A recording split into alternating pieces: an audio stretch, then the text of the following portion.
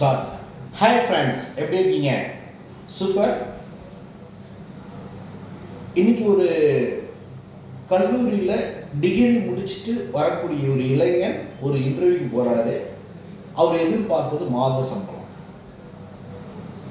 மாத சம்பளம் எவ்வளோ எதிர்பார்க்குறாங்க அப்படின்னா ஆயிரக்கணக்கில் எதிர்பார்க்குறாங்க, சிலர் லட்சக்கணக்கில் எதிர்பார்க்குறாங்க. அவ்வளோதான் வேலைக்கு போகிறவங்களுடைய எதிர்பார்ப்பு. ஒன்று ஆயிரக்கணக்கில் அல்லது 1 லட்சம் 2 லட்சம்னு லட்சக்கணக்கில்.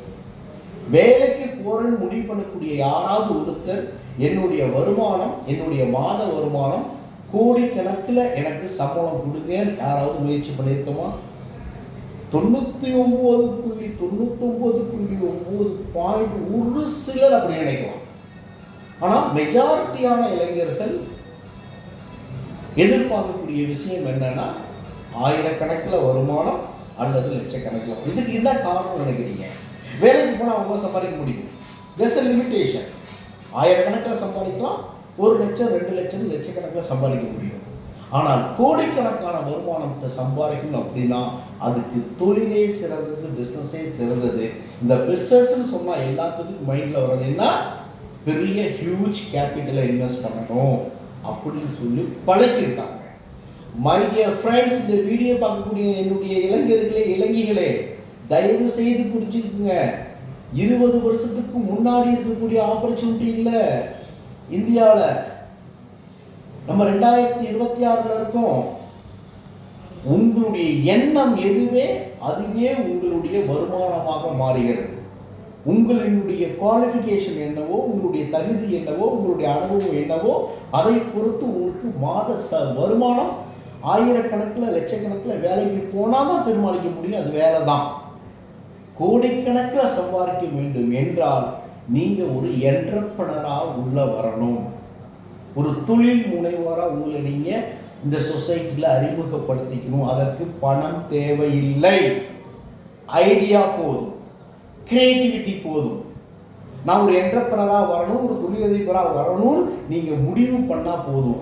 அதற்கு 2026 ஹியூஜ் ஆப்பர்ச்சுனிட்டிஸ் இருக்கு. அதற்காக உங்கள் நேரத்தையும் உங்கள் மூளையையும் உங்களுடைய உழைப்பையும் கொடுக்கறதுக்கு அர்ப்பணிப்புள்ள டெடிகேஷன் பர்சனாக இருந்தால் உங்களுக்கு அந்த வாய்ப்பு சிவப்பு கம்பளம் விரித்து உங்களை வா என்று வரவேற்கும். 8 மணி நேரம் தான் வேலை செய்வேன், இவ்வளோதான் டைமிங் இருக்கணும், இத்தனை நாள் லீவ் இருக்கணும் அப்படின்னு வாழுகிற உழைக்கக்கூடிய காலகட்டத்தில் நீங்கள் இன்னும் ஒரு ஷெட்யூல் போட்டுட்டு இதுக்குள்ளே எனக்கு இது மாதிரி வருமானம் வேண்டும் என்று நினைத்தால் நாம் மாதம் சம்பளம் வாங்கக்கூடிய, அடுத்தவரின் விருப்பத்துக்கு வேலை செய்யக்கூடிய அடிமையாகத்தான் நண்பர்களை வாழ முடியும்.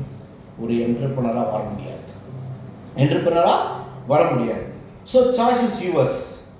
ஜாப்பா பிஸ்னஸா? பிஸ்னஸில் ஒரு என்டர்பிரனராக வரணுமா அப்படின்னா இந்த டெடிகேஷன் முக்கியம். Learning and dedication and executing, இந்த 3 இருந்துச்சு அப்படின்னா அதை ஒரு செயல் வடிவத்துக்கு நீங்கள் கொண்டு வந்தீங்கன்னா, மெயின் டெடிகேஷன் இருந்துச்சு அப்படின்னா இந்த உலகம் உங்களை உற்று பார்க்கும். Idea is money, creativity is money. அப்படி மிகச்சிறந்த வாய்ப்புகள் கொட்டி கிடக்கு.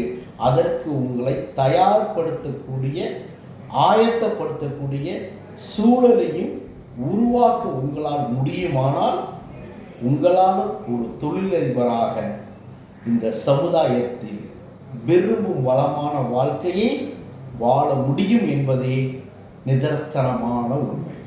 வெற்றி நிச்சயம். All the best.